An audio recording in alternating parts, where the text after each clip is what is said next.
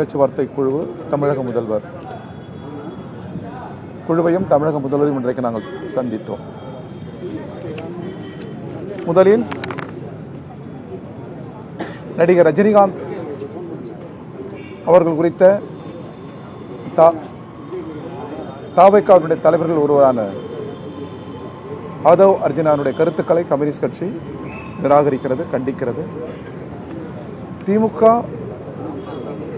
கூட்டணி கட்சிகளை எப்பொழுதுமே மிரட்டியதில்லை.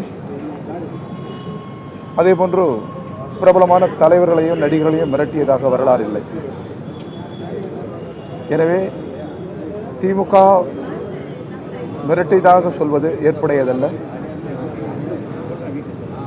பிஜேபி தான் அவர்களின் கூட்டணி கட்சிகளை மிரட்டி மிரட்டி கூட்டணியில் சேர்க்கிறது என்பது அனைவரும் அறிந்தது. எனவே அவரது கருத்து ஏற்புடையதல்ல. அதே போன்று அண்ணா திமுகவினுடைய முன்னாள் அமைச்சர் பெண் நடிகர் குறித்து பேசிய அந்த வார்த்தைகள் பண்பல்ல, கண்ணியமல்ல. தமிழ் சமூகத்திற்கு அது ஏற்புடையதல்ல. அதையே நாங்கள் கண்டிக்கிறோம். இப்போது முதல்வரை சந்தித்து நாங்கள் பேசுகிற பொழுது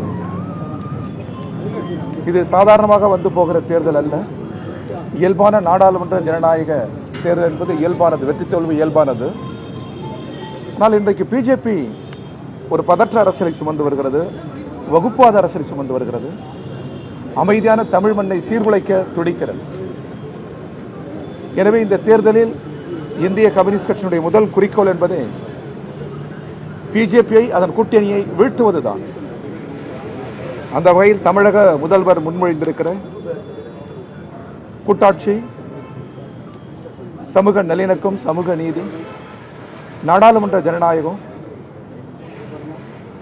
நமது முன்னோர்கள் இதுகார நமக்கு காத்து வகுத்தளித்திருக்கிற ஜனநாயக விழுமியங்கள், இதை காக்கிற ஒரு பெரும்போரை தமிழக முதல்வர் துவக்கியிருக்கிறார். எனவே முன்னிலும் அதிகமாக அவருடன் நாங்கள் நெருக்கமாக நின்று பிஜேபி அதன் கூட்டணியை வீழ்த்த வேண்டும் என்று பேசினோம். நண்பர்களே, தோழர்களே, இந்திய கம்யூனிஸ்ட் கட்சி ஒரு நூற்றாண்டு கால கட்சி. நாடாளுமன்றங்களில், சட்டமன்றங்களில் அது வீற்றிருந்த காலங்களும் உண்டு, வீற்றில்லாத காலங்களும் உண்டு.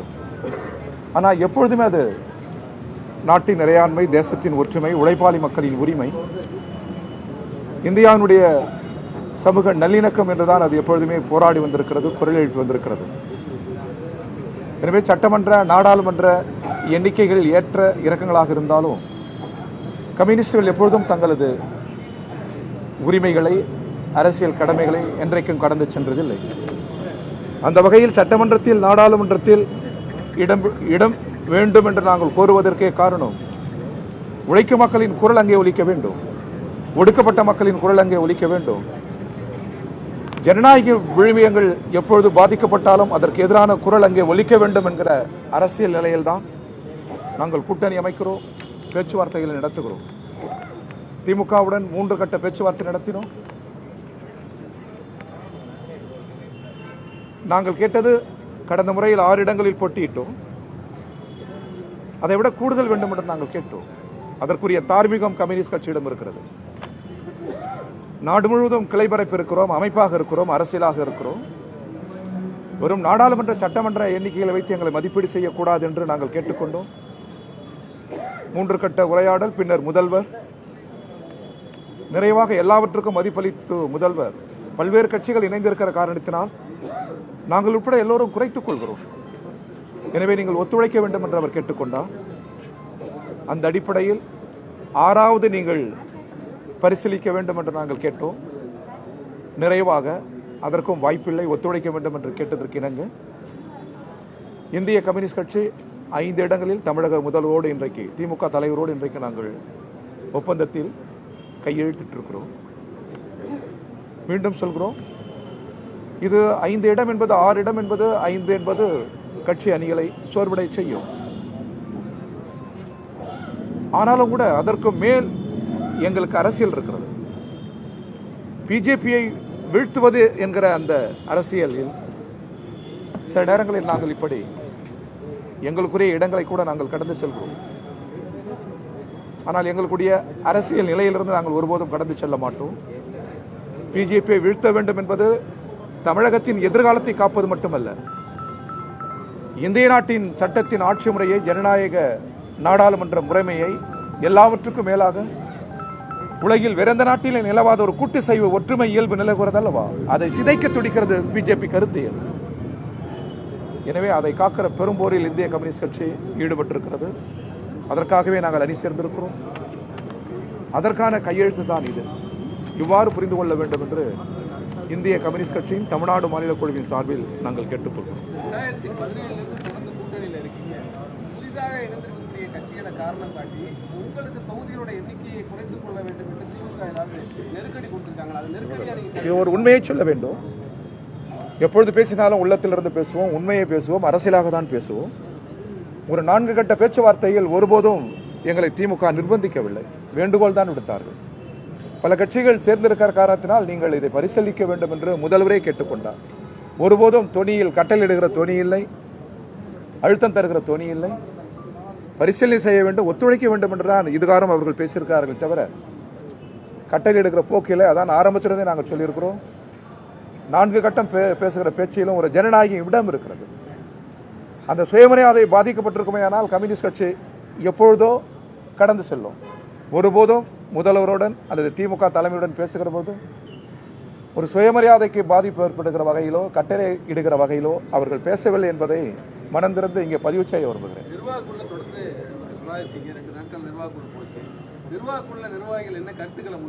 இல்லை, கம்யூனிஸ்ட் கட்சியில் ஒவ்வொரு நிர்வாகிகள் என்ன கருத்துக்களை சொன்னார்கள் என்பது சொல்வது ஏற்புடையதல்ல. ஆனால் பொதுவாக இன்றுள்ள அரசியல் சூழலில் நமக்குரிய இடங்களை கேட்டு பெற வேண்டும். 1-2 இடங்கள் கூடுதலாக பெற வேண்டும் என்பதுதான் மிக நியாயம். அத்தகைய நியாயம் நம்மிடம் உண்டு. இதை நாம் பேசுவோம். இல்லை என்றால் நாம் 6 இடத்துக்காவது வலியுறுத்துவோம் என்றோ வலியுறுத்தினோம். ஒவ்வொரு முறையும் வந்து பேசி கட்சி கமிட்டி என்ன சொல்கிறதோ அதை திமுக பேச்சுவார்த்தை கூட சொன்னோம். நிறைவாக முதல்வர் அவர்களிடமும் நாங்கள் எடுத்து சொன்னோம். நிறைவாக சூழல் இல்லாத போது அந்த சூழல் கருதி எங்கள் அரசியல் நிலையில் எந்த நெருக்கடியும் வந்துவிடக்கூடாது. இது பிறருக்கு ஒரு பிரச்சாரத்திற்கு இடம் தந்துவிடக்கூடாது. திமுக கூட்டணி கொள்கை கூட்டணி தோழமைபூர்வமாக நாங்கள் அணி சேர்ந்திருக்கிறோம். எனவே இது வெல்லும் கூட்டணி. அந்த வகையில் இதை கடந்து சென்று விட முடியாது என்கிற கருத்து தான் பேசப்பட்டது.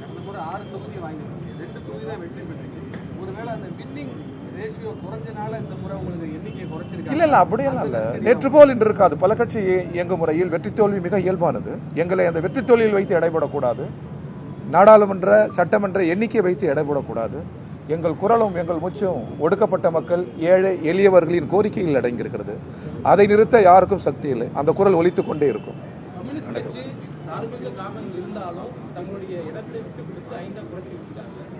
காங்கிரஸ் அதனுடைய எண்ணிக்கையை 3 அதிகரிச்சிருக்காங்க. இன்னும் புதிய கட்சிகளுக்கு கம்யூனிஸ்டோட அதிக இடங்கள் கொடுத்ததுக்கான தகவல் சொல்லப்படுது. இந்த மாதிரியான சூழலில் உங்களுக்கு உங்க கட்சியோட ஒரு அழுத்தம் இல்லையா? ஒரு கடந்த முறை கொடுத்த தொகுதிகளை தக்க வைக்க முடியலங்கிற ஒரு அழுத்தம் இல்லை. ஒரு 3-4 முறை நாங்கள் பேசியிருக்கிறோம். பேசியதே தான் சொல்லியிருக்கிறோம். பேச்சுவார்த்தை குழுக்கு அதிகாரங்கள் இல்லை. செயலாளர் எனக்கே அதிகாரம் இல்லை. எங்கள் கட்சியில் அத்தகைய ஜனநாயகம் நிலவுகிறது. எவ்வளோ பெரிய தலைவராக இருக்கிற இருவருமே தொடர் கே சுப்பராயன் அவர்கள் உடல்நிலை சரியில்லை, அவரும் வந்திருக்க வேண்டும். மூவருமே பெரிய தலைவர்கள், அனுபவம் உள்ளவர்கள். இவர்களுக்கே அதிகாரம் இல்லை. செயலாளர் எனக்கு அதிகாரம் இல்லை. கமிட்டிக்கு தான் அதிகாரம். எனவே கமிட்டி சொல்வதை திமுக தலைமையிடம் சொல்லி, திமுக தலைமை சொல்வதை கமிட்டியிடம் சொல்லி, இவ்வளவு நாங்கள் பேசுவது என்பதே போராடுகிறோம் என்பதை காட்டுகிறது அல்லவா? சூழல் இடம் தரவில்லை. இதை ஒரு பின்னடைவாகவோ இழப்பாகவோ நாங்கள் கருதவில்லை. அரசியலில் நாங்கள் வெற்றி பெற வேண்டும். அது எழுகிற போது காலம் அதற்கான விடைகளை தரும். எங்களை பொறுத்தவரை நாங்கள் எதற்கும் இடரவில்லை. எங்கள் குறி பிஜேபியை வீழ்த்துவது. பிஜேபியை வீழ்த்தி இந்தியாவுக்கே ஒரு நல்லதோர் அரசியல் திசையை காட்ட வேண்டும் என்கிற வேட்கையில் நாங்கள் இருக்கிறோம்.